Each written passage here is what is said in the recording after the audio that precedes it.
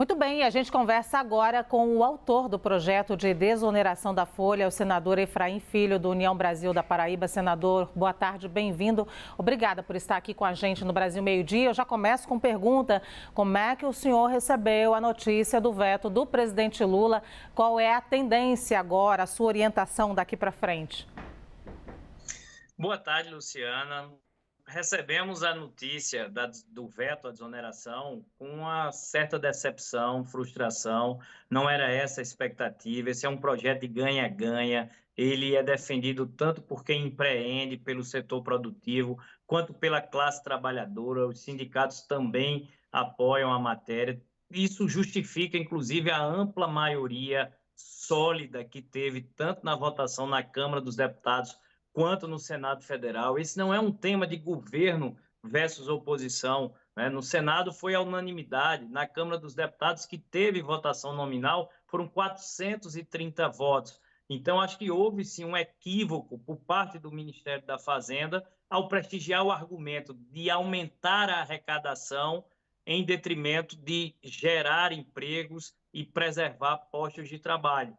Então, eu acredito que a derrubada do veto é o caminho, essa articulação já começou, né? Já iniciamos os diálogos tanto com o setor produtivo quanto lideranças do parlamento, e a nossa expectativa é que na próxima sessão de análise de vetos já seja possível inserir esse veto da desoneração para que seja apreciado pelo plenário do Congresso Nacional e, como eu disse, acredito na derrubada do veto pelas maiorias que já se posicionaram no momento da votação do projeto. O senhor teme, senador, que não haja, por parte da Câmara ou do Congresso Nacional, que fique com aquele ônus de falta de responsabilidade fiscal ao derrubar esse veto?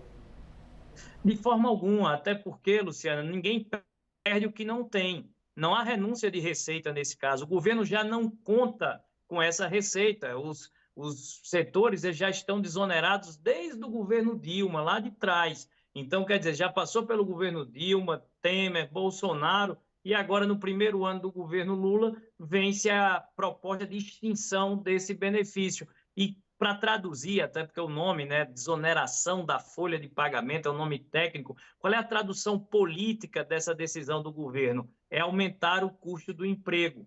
Ficará mais caro manter empregados e contratar novos empregados nessas empresas.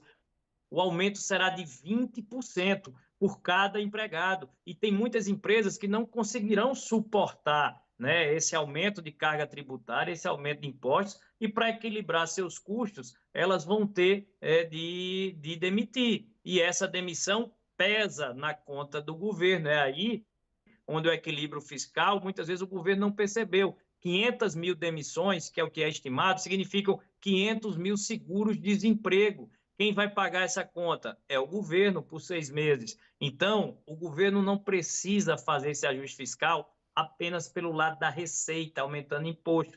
Tem o lado da despesa, podia reduzir. Não esqueçam, Luciana, que o próprio Congresso, lá no início do governo, aprovou a PEC da transição, que deu ao governo 180 bilhões de reais para poder fazer investimentos. Será que o governo não podia economizar, reduzir esse custo para prestigiar o emprego? É isso. Então, foi uma decisão política, prestigiar aumento de arrecadação em detrimento da geração de empregos.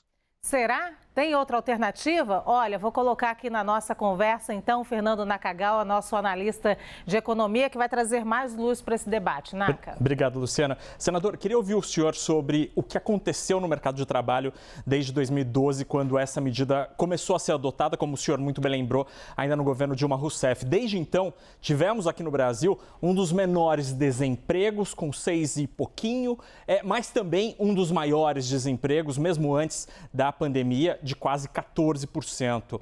Economistas dizem que o que gera ou não emprego e desemprego é o ritmo da economia e a confiança do empresariado. Não é o imposto que gera emprego. Como que o senhor reage a esse tipo de avaliação?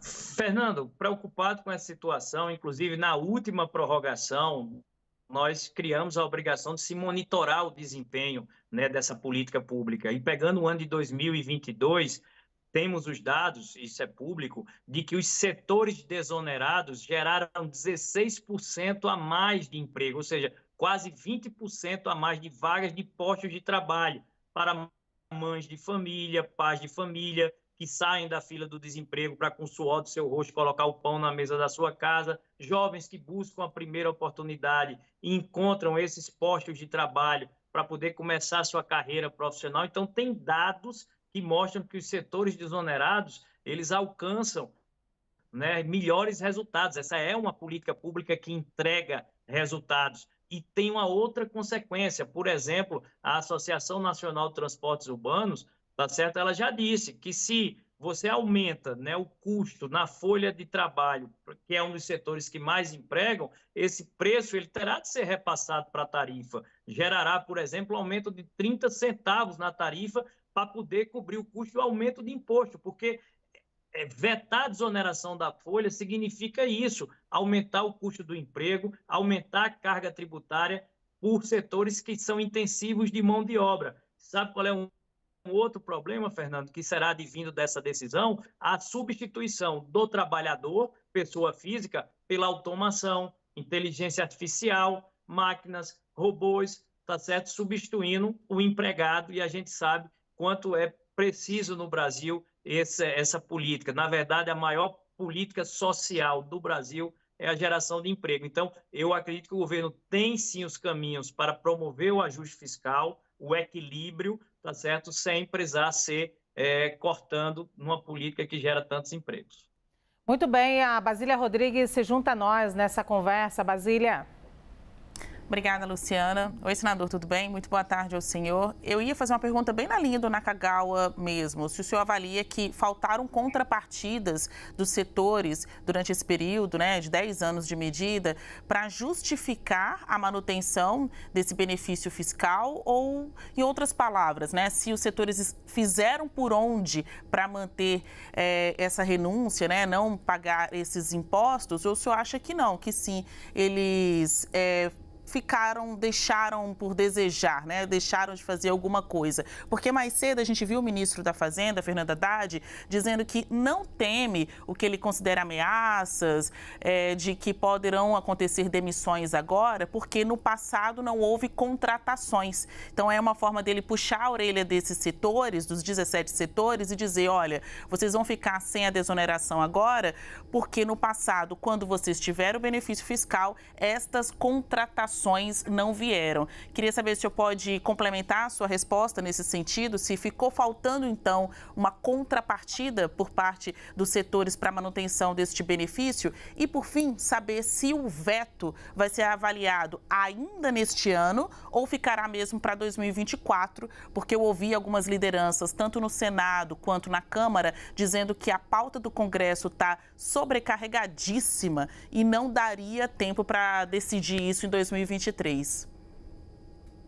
Basília, infelizmente, os argumentos trazidos pelo ministro são frágeis, são inconsistentes. A gente já demonstrou, existem dados públicos advindos da própria obrigação da lei de fazer o monitoramento, né, dessa entrega das políticas públicas. Então, é público e notório, isso é incontestável, gera mais empregos, está lá quase 20% a mais por esses setores desonerados, o que também é incontestável. Isso aí, o ministro concorda, os setores concordam, os parlamentares concordam, a imprensa concorda. A decisão significa aumento do custo de emprego. Vai ficar mais caro contratar pessoas. Isso é incontestável, isso não é análise política, isso é fruto da reoneração da folha de pagamento. Então, isso dificulta. Já teve empresa, por exemplo, tá certo, que está puxando o freio de mão, vai frear investimentos e abrir novas filiais, ampliar seus negócios. Como agora contratar vai ficar mais caro, é o tipo do orçamento que já não cabe no seu planejamento. Isso muda, isso afeta a vida das pessoas. A desoneração da folha de pagamento, apesar desse nome técnico, ele é um projeto que dialoga com a vida real das pessoas. Eu, como autor desse projeto, digo que a gente avança em algo que era até para ser universal, chegar para toda a economia. Infelizmente, não pode. A gente só pode prorrogar nesse momento. E por que só pode prorrogar? Porque essa já é uma receita que o governo não conta O ministro não pode falar em renúncia de receita. Ninguém perde o que não tem. Esse benefício já existe hoje, como diz, vem há 10 anos. Na verdade, o que o governo quer é ganhar mais uma arrecadação. O que o ministro quer é aumentar a carga tributária para arrecadar mais. E aí, um último argumento para somar nessa sua pergunta. Além dos postos de trabalho que foram gerados mais pelos setores desonerados, também na nossa pesquisa, a média salarial de quem está nesses setores, ela aumentou mais do que naqueles setores que continuam onerados, porque, na verdade, pagam mais impostos pela folha de pagamento. Então, volto a insistir, é um projeto que tem apelo social e, por esse motivo, eu acredito sim, complementando o final da sua pergunta, que haverá tempo hábil ainda no final desse ano para se votar essa matéria. Temos orçamento ainda para ser votado. O orçamento é obrigatoriamente votado em sessão do Congresso, então haverá ainda sessão do Congresso, com certeza até o final do ano, e a nossa expectativa é inserir na pauta da sessão do Congresso a análise da derrubada do veto presidencial sobre a desoneração da folha de pagamento. Muito bem, Yuri Pita também se junta a nós para mais uma pergunta. Yuri. Obrigado, Luciana. Boa tarde, senador. Prazer estar com o senhor aqui. Deixa eu pegar um aspecto político conectando com o que a gente viu esta semana. O líder do governo no Senado, o senador Jacques Wagner, naquela votação da PEC relacionada ao Supremo Tribunal Federal, fez aquele gesto de votar a favor e muita gente interpretou, e a gente apurou, que isso tem muito a ver com a agenda econômica do governo no Congresso Nacional e no Senado. Queria ouvir, o senhor falou que já começou uma articulação para a derrubada do veto. Há espaço, na sua avaliação, para os apelos políticos do governo para se manter esse veto no caso da desoneração, a depender de qual vai ser a alternativa que o governo oferece ou não? O senhor já dá como certo que, apesar desse gesto político feito nessa semana pelo líder do governo, o Senado, assim como a Câmara, estão dispostos a derrubar esse veto? Yuri, eu vi a entrevista coletiva do ministro Haddad, ele fala sobre lançar uma alternativa para análise do Congresso Nacional. Essa alternativa ela é bem-vinda. Agora, eu acredito que tem que ser invertido o modus operandi.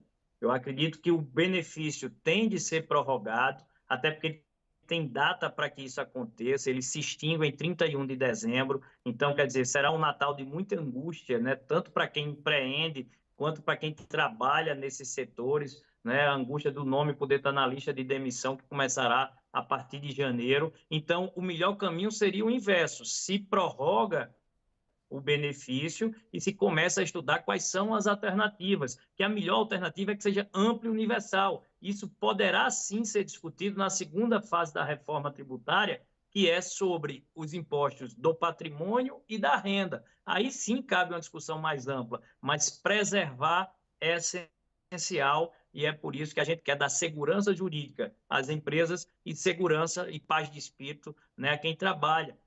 Eu confio na derrubada porque as próprias centrais sindicais, a base política do PT, teve no Senado, participou das audiências públicas, marcou posição, defendeu o tema. Já recebi mensagens aqui da Confederação das Centrais Sindicais. Então, quer dizer, já tem mobilização do lado do empregado, já tem mobilização do lado do empreendedor e o Congresso vai ser sensível a esse apelo. Volto a dizer, arrecadar mais é sim uma prioridade para o Brasil, mas o maior desafio do nosso país é gerar empregos e o próprio governo alardeia, falamos sobre isso, né? Vivemos aí um tempo de redução do desemprego, mas isso não acontece num passe de mágica, num estalar de dedos, não é do dia para a noite, é fruto de políticas públicas que têm entregado resultados e a desoneração é talvez a principal delas. Muito bem, nós conversamos com o senador Efraim Filho, que é autor do projeto de desoneração da folha de pagamento. Senador, muito obrigada por essa entrevista. Luciana, eu que agradeço o espaço, a oportunidade, é um tema do interesse da nação brasileira, não é uma agenda de governo versus oposição, é uma agenda do Brasil, por isso vamos continuar nessa articulação. Um abraço e uma boa tarde a todos. Boa tarde.